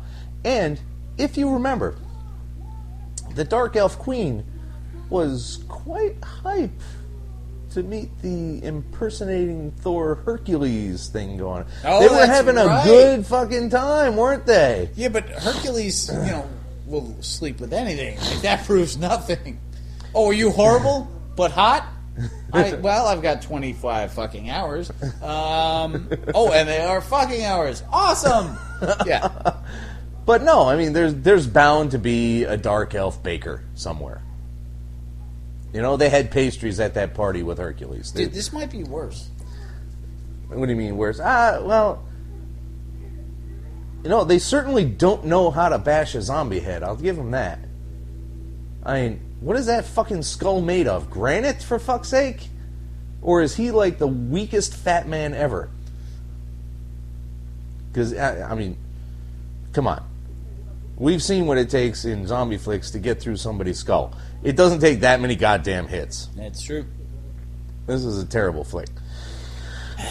But no, this is a great book. I don't know when Aaron's going to fail, and I don't want to think that he will. Like I said, we got to go back and check everything. Hulk, fucking scalped, Wolverine and the X-Men. Well, no, I tried the first issue of Wolverine and the X-Men, and I did enjoy it. Yeah, I just didn't think I wanted an X book at the time. You know? So, Live and learn. At some con, we'll just go get a $5 trade of Jason Aaron's Everything. Wolverine and the X-Men and everything else. So, I don't have anything to add. That's the whole story. I enjoyed it. The art was great. That's what I got to say about that book. Everything in the book thus far has been awesome, and he's still firing on all cylinders. So I got to be honest, I'm looking forward to the next issue every single time, and that's all I want in a comic. So right now with Iron Man, for Marvel books, this is the top two, and Hulk, those three, and probably Daredevil, but we screwed up and didn't get that. So well, there's always something. So, speaking of Hulk, I've got no segue. It's just the next book. That was one of your better segues, actually. Speaking of, you should work that out more, Whatever, dude. Jesus. Now, we open up. Hulk is banging away on the Knights of the Round Table, of all fucking people. Since the Chronarchists, oh my god, they're back. Yay. Have brought an army from all time periods because they know they're going to need everything they can possibly get their hands on to fuck with Hulk. But this isn't really the Chronarchists. This is one random Chronarchist. Freaky looking, not like they're all normal looking steampunkers, and what an odd sentence that is. I'm pretty sure he actually says Chronarchists. I believe you, but all I'm saying is this guy seems to be from a different timeline or whatever. Maybe, but he fits the same bill. He basically looks like Darkseid's little brother, who's threatening but just not as badass. Now, Dark Sid. Dim Sid. Brown out Sid. He hasn't really gotten to dark just yet. Yeah. This is pure mediocrity villainy right here. There's a weird thing going on, and I think Mark is pushing it just a little bit when he makes the time stream palpable enough that the ebony blade can cut through it. You know what? The powers of the Black Knight have always been so I have the ebony blade. I can cut through anything. Really? You should cut through your own bullshit a little bit more, dude. You were a defender. You should not be taking yourself so seriously. There's this weird time ray aging thing that gets aimed at the Hulk, and he becomes. Was it Dane or was it the original Black Knight? I think it was the original Black Knight. But I know it's magic. I get that, but is it really magic enough to the time stream? Really? I mean. I personally, I think it pushes it a bit. Hey, you know what? You've already got Merlin there. King Arthur's yelling at people. Gawain gets aged into dust. But you do have the unique moment where robot Bruce Banner, in his tiny metal ball form, it had to have been in the original because Dane wouldn't have bothered saying things like "in the name of the crown." So, yeah, it was the original. Yes, no, it was the old school one, to be fair. He was probably a defender, too, though. That book was ridiculous. Dane Whitman. When was the last time anybody brought up his name? There's a lot going on in the time stream. But, yes, so you age the Hulk thinking that will help you, and then he becomes the maestro, and it's like, now I'm going to fuck you up, and I'm going to hurt you. Like, last Hulk would have just punched you. I'm going to rape your mom. Oh, he will. Ouch. Am I wrong? The maestro's a nasty motherfucker. So you've not done yourself any favors here. No. It is a fun book. That aside from the kind of, I kind of tilt my head like the only thing that's driving me nuts with the Hulk Yeah. is that I had to sit through this whole picking out intern process. That's gone nowhere. No fucking place. It's been 13 fucking issues. They haven't made a difference or had a single relevant point to any plot. And that's kind of irritating. And I didn't even notice it because they dropped it so soon. It would take me forever to remember that if you hadn't mentioned it. I've picked all these interns specially for future endeavors. Now I'm going to ignore them while I do some shit. Meanwhile, I'll go punch things with my giant green fist. It's still fun, but that is something that they've got to get back to, because these guys are just hanging out in the SHIELD lab doing fucking what now? I love the Hulk. I think it's an awesome book. Like, I just put it in the top 3 for Marvel right now. Yeah. You know what? Iron Man. Well, because I forget X-Men. I'm so used to not talking about them. Right. It's an amazingly good book right now. It's an awesome, fresh take on the Hulk. But yes, like, really do something. Like, you've got all this depth that you're building into. Maybe I shouldn't be watching you punch the Black fucking Knight in the face. Yeah. Anti-death experiments on captured Russian soldiers. That's a promising movie summary. So, Iron Man 15... in which shit gets better and worse at the same time. Dude, this issue was awesome. Tony makes a very smart move, and I wonder why it took him this many issues to fucking get to it. But Tony finally restores a backup of Pepper from the armory. Now, this is a guy who knows equipment, who knows software, who knows computers, who knows this stuff. He backed himself up, for Christ's sake. Yep. The only reason he's operable as a human being right now is that he took his neurons and put them on a fucking hard drive. And it took him this long to remember to restore Pepper? Well, he had some other things going on. Just a couple, but come on. The Tony Death's Stark Head was punching him in the face for about an hour and a half. The Tony Stark that we've been treated to in the last 5 years would have done it on the first fucking panel. That's not true. The Tony Stark that we've been treated to likes to wait. It's like, oh, well, my first plan is to, he likes to punch things. When that doesn't work, he pouts, and then he thinks, and then he just fucks your world up in an entirely different way. And, I'm not even playing fuck around when I say treated to. The last few years of Iron Man have been a treat. Between Matt Fraction and Kieran Gillen, Iron Man is just unbelievably awesome. Yeah. And now... you have the moment where the reporter's like, look, this is a brilliant plan. And Tony just looks at him and is like, I can't log in, dude. This is like Windows 8. This shit is not going to work out well for you. I can't believe you made a Windows 8 reference. That is amazing. Am I wrong? Welcome to the 21st century. I know. I don't know what that means, but I literally guessed as to which Windows wouldn't work properly. I had no clue. Was that accurate? It was good. Yeah! Woo, doggy! So the other smart thing he does in this issue is he's finally brilliant enough to turn off wireless communication with the fucking suits so nobody else can do any shit to him. And if you hack one, he just blows it up. He just, boom. Sorry, well, I won't use that one anymore. I've got 15 others. I have to say, though, there's a dumbness factor to this. And it's awesome, so I don't mind. But... oh, hey, let's stock an armory with a bunch of Tony's armorers while we're trying to use him to pilot the giant armor. Yeah, no, it was dumb. 451 should have ditched that shit the first day. Why would you even have an armory? That's just counterintuitive. There's nobody on the thing other than you and Tony. Having an armory is just a horrible, horrible plan. It was a big misstep. It's like, John Travolta's on. Hopefully he doesn't get into the disco. Why do you build a disco? The plan's called for it. Well, it takes a long time to get from galaxy to galaxy to kill these planets. You are a dumb robot. Which he then realizes, so decides to kill himself. And if that's not fucked up enough, it's like, I'm just going to erase everything I did. Oh, by the way, you're fucked. Good luck, Tony. Sorry I screwed your entire life. By the way, your dad is awesome. Howard Stark is so much cooler than you. So he is. I was going to be Howard Stark for Halloween.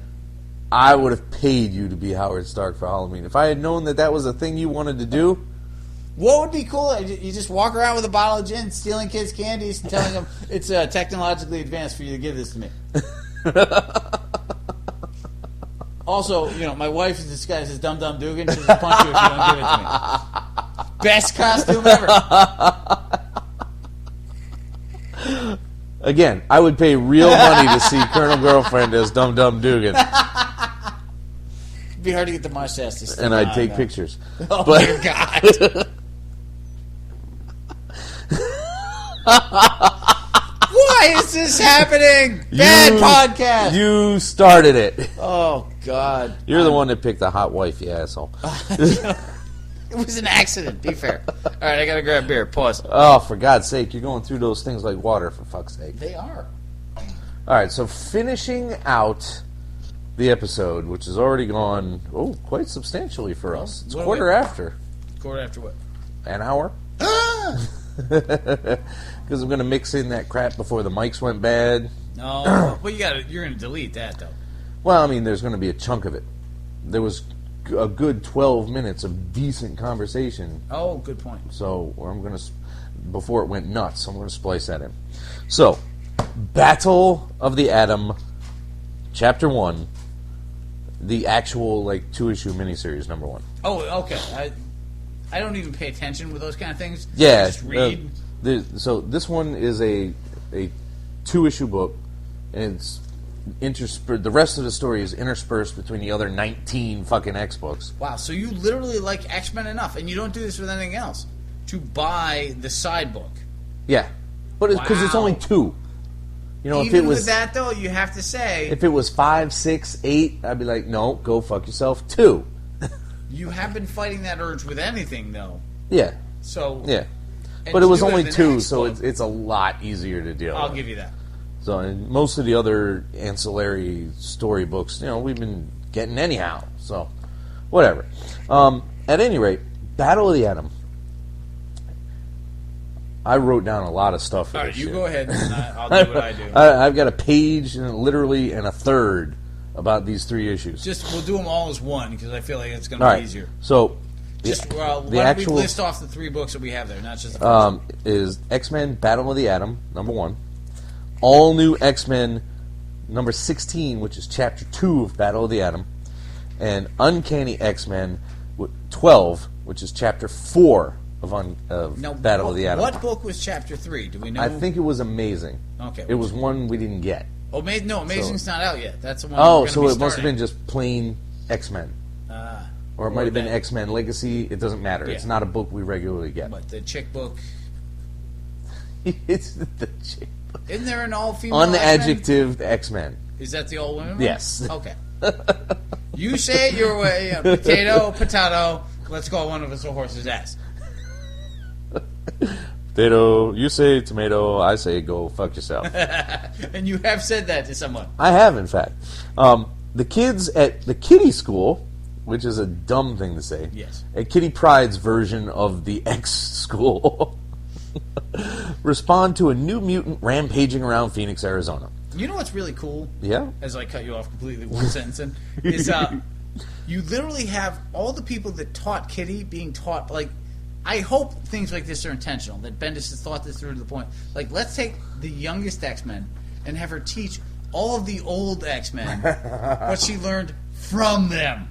I'm hoping he did. I'm pretty sure he was smart enough to. I like the depth of thought that goes into that. You know what I mean? Somehow, this new mutant has never watched TV or read a newspaper, as she doesn't know who the fuck the X-Men are. How she made it through living in the 616 Marvel universe, I don't fucking know. But apparently, dropping the she's 616. Apparently, she is isolated. She's a fucking Mennonite mutant or something. Dude, that's totally mutant I would be. I don't know where she's coming from, but of course, once they show up, the Sentinels attack. Duh. Because New Mutants and Sentinels are like peanut butter and fucking jelly. Because that's just how it happens. Dude, we're nerds. It's peanut butter and chocolate from our perspective. All right, fine. It's Reese's on a bread. I'll bet if you... You got our Sentinel into your mutant. You got my mutant into your Sentinel. That's a hell of a miniseries. I just thought up the world's tastiest sandwich ever. Oh, crap. Yeah. A grilled Reese's and jelly. You're trying that when you get home, aren't you? I don't have any Reese's. I feel like you could find a gas station between here and there, sir. I am definitely... I'm going to have some days off around Christmas. I am trying that shit. Do you know I have think about it. It's like a s'more, man. It's like a peanut butter and jelly. Who doesn't like peanut butter and jelly on toast? Now add chocolate. How is this bad? It's perfect! I feel like you need to experiment here. Say it! It is. I will not say it's perfect until I taste it. It is perfect. Again, what is an optimist? Someone who's positive until the future gets here. I am positive that shit won't go badly despite all of historical fact. Yay, me! Anyway, young Scott gets dumb, but so he has Young to. Scott gets dumb. So he has to get You rescued. took the time to write that down? Yes. Oh, good. Young Scott gets dumb, so he has to get rescued by the arrival of old Scott. Young Scott dies until Christopher heals him, and Christopher freaks the fuck out at having brought back a guy to life. You know what? That is a good choice for freaking out. Like, It if you're gonna is. freak out over something, like that's top 5. Yeah. I just fucking. How you doing, Lazarus? I mean, I might be Jesus. Like, holy shit! Your mutant powers, you make red eyes. You get furrier and smarter. the question is, how long can he wait to accomplish that? Because realistically, this was seconds. I have to assume that guy's arc involves him dying badly. Like, if you've got a guy who brings people back from the dead, you're skirting a religious area. So you have to have an end game which involves him not being there anymore. Yeah, it's a safe bet. That's not a bad bet at all. Like, So- gold balls, that guy might make it, that guy might not make it. Fucking gold balls. But Then there's a huge classic X-Men style debate with some serious repetition this time around, however, about sending the kids home, and they don't want to go home, and it's our choice, and why don't you just let them hang out and do what they want, man? Which is just a total 2000s slacker fucking attitude for these people. It's like, they're here, they, fuck the time stream, they can do what they want. you know what's interesting about this? Talk about not thinking ahead. Is Young Avengers did the same thing when they had Young Iron Man? They did. Yeah, and he made the choice to go back with Kang, of all people. But the X-Men are like, no, I'm staying. Fuck you. Yeah. Yeah, you guys have fucking iPods and DVD players. Like, shit is way better. Black people apparently can vote now, And you think about this. The Young X-Men were from 1962. Yep. They don't have to wait 15 years for fucking Star Wars. Yes, that's the deciding factor. On Blu-ray. Dude, I feel like a missed storyline was lost when because Iceman voted for free love. He's back that way. He's like, no, we need to go back now. Like, I've done my research. We need to go now. I have to find some band called The Grateful Dead. I have to fucking download. Like, I need to figure some shit out. I'm gonna be ice hippie in about 6 weeks. I don't know what that means, but I'll be doing it. And then, to top it all off, to close this issue out, the Days of Future Past X-Men show up, which we didn't know existed until this issue. Because they didn't. Exactly. Wasn't Kitty Pryde it? She was it. So, I mean, but this illustrates just how much bringing the old X-Men forward has changed yet forward again. Yeah, there's a whole new timeline, which means nothing. Right. There's a new X-Men team, which is made up of Xavier's grandson, Which Twinny. is kind of weird. Winnie? Twinny. Twinny. Who does he look exactly like? Yeah, I met my grandfather. These guys are got 1.5 feet taller and fucking nothing like me. But hey, Twinny is just perfect. You've got Wolverine, because that's the one fucking constant. But it's not Wolverine. It turns out it's actually Jubilee. Jubilee is taking on Wolverine's name. That's a girl? Yeah. You've read a different issue than I have, haven't you? You know, at this point, probably. I like this Arthur Adams cover, though. But, so part 2, we caught lucky, and we actually got part 2. Yes. Which we usually don't do. And that's part of All New X-Men Actually, no, 16. this is historical. Once again, we have 1, 2, and 4. This is traditional for us. Ah, yes. The third issue this works is out. somehow anathema to our fucking purchasing. You know, I might get a trade of this to catch the extras, because this is decent enough.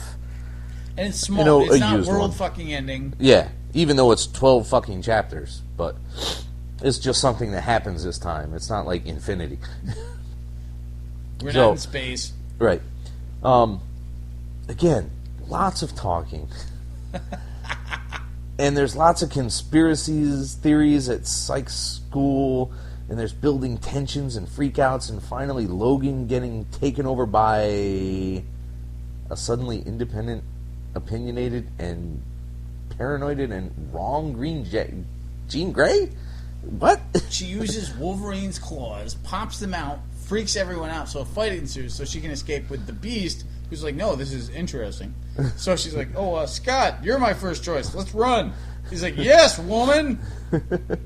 Well, shit.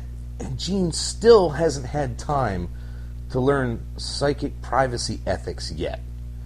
And she has some large problems as a result of that. Well, everyone is scanning this group, and this group is being blocked. It's like, we'll put your psychic against Professor Xavier's Uber son. I'm sorry, Uber grandson, and you'll lose. Right.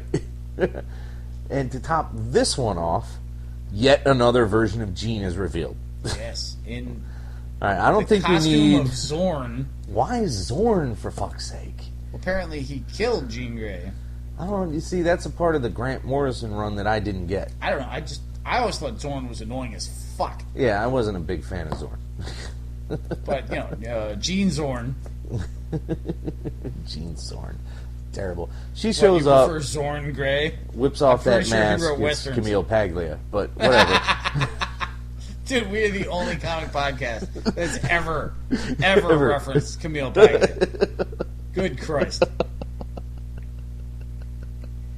No, she has to get her shit together. She cannot go creeping around people's fucking brains like that. And this whole, they're guarding their thoughts because they were hiding something, that's a teenager viewpoint. So it fits who's thinking it. But it's not strictly accurate. Because private thoughts are private thoughts, and it may have nothing to do with malice. Yeah, but they're blocking every thought, not just the deep private ones. Well, and the other aspect is, historically, it's the X-Men. If a giant future version of you shows up, don't trust it. No, that is prudent. So she should, in this case, be like, let me just see if they're fucking planning on shooting us in the face. Oh, they're blocking that thought. Okay, I no longer trust it. Because if you think about it, every psychic that meets the future group immediately probes them. It's not just her. It's literally every psychic that shows up is like, oh, I can't read your thoughts. I don't like you very much. Well, the real-world ethics of something like this would be highly in doubt right now. Yeah, but, fool me once, shame on me. Fool me 157 times, shame on the writers. Like, there's your title right there. That's too long. Although I could think I might wake at work, Oh, so at this point we reach our last book, which is Uncanny Xmen 12, Chapter 4. We've skipped a chapter, but it doesn't really seem to affect a whole lot, really. Wolverine is pissy. Like Kitty's usual. nice. Kitty's Beast nice. is confused. Now, Maria Hill, however, is supremely unhappy with Dazzler. Dude, that was awesome. I enjoyed the piss out of that. Like, I want every S.H.I.E.L.D. agent to hate the X-Men this much because it makes sense. It does. Good They've writing. caused a lot of fucking trouble. Dude, they can't play Galaga when the X-Men are around. When she's talking about, like, I had a dream that they blew up the moon, it was a very vivid dream. Like, I can totally understand where that happens. Like, the mindset, like, you people have fucked everything up ever. All the time. You get your hands on it, and it's gone. Every time you get involved, it's just horrible. Young Scott and young Jean meet up with old Scott's team. The Cuckoos and Emma pull an info dump from Jean. Let's not forget the weird magic. I've met them before. I need to disappear. Yeah, that routine. Ilyana takes off because she's kind of mad, and the arguments again skip over basic time travel issues and time ethics and time responsibility. Kitty's kind of disappointing through all of this. Oh, I love Kitty. She had like a thump thing going on. Kitty is the moral center. It's like, look, we didn't ask you to do this. We accept everybody. They're mutants. They have good intentions. Stop trying to tell them what to do. Like, Wolverine, we didn't do that with you. Storm, we didn't do that with you. We didn't even do that with Emma fucking Frost, and that only makes sense, really. And as far as that goes, that's fine. But it jumps right over all the very relevant and very important time-changing shit. Well, I didn't remember that because the time has changed. Every time travel story is its new beginning. But no, you could definitely make the argument that Emma's finally on the right side of this shit for once. Well, who knows? She's like, they need to go back. Like, do they need to go back? Because then X-Men books go back to sucking, so Emma was dead wrong from my perspective. And, of course, Cyclops fucks up one last time. I did really like the moment, though, where Emma's like, oh, this is, we're about to have some blog-worthy fucking mental breakdowns. Yeah. Jean Grey, the Zorn version, versus me and the Cuckoo, like, psychic throwdown shit is about to go down. I got to go back to this. This was not any of these issues, but it amused me so much that the Cuckoos are starting to separate and develop personalities, and the others are mad at that. But then they're also like, well, what if I tried it? You love the Cuckoos, man. And I don't mind the Cuckoos at all. When they first showed up under Morrison, I was like, it's fucking Morrison. I don't give a shit. But they've started to develop. They've made progress. They've lost one of them. Well, yes. No, they lost like a couple. Wasn't it like 4 or 5? I thought there was only 4. Maybe I'm wrong. Pretty sure. But either way, and you know I like black hair, so whatever. Moving rapidly away from that. And which brings us to the end of the episode. Also rapidly, because this shit is long. Yeah, an hour and a half is a pretty good episode for us. All right. At any rate, we're going to call that even. I don't have any more news. Unless, of course, you want to do a Christmas box of shite giveaway. You want to do one of those? Tis the season to be giving stuff we don't want. All right, well, I'll announce it on Twitter tomorrow then. Bang out! Bless you, fuckers! And away. The Mean Geek is recorded live at the Reverend Mad Duck's apartment whenever the hell we can get to it. Find us on Facebook, Stitcher, Twitter under @TheMeanerGeek. Subscribe to us through RSS. Or we can be located at our own site, www.themeingeek.com. And most importantly of all, you can find us as a proud member of the Comics Podcast Network. Email us directly at TheMeanerGeek@gmail.com. Can I drink now? You may.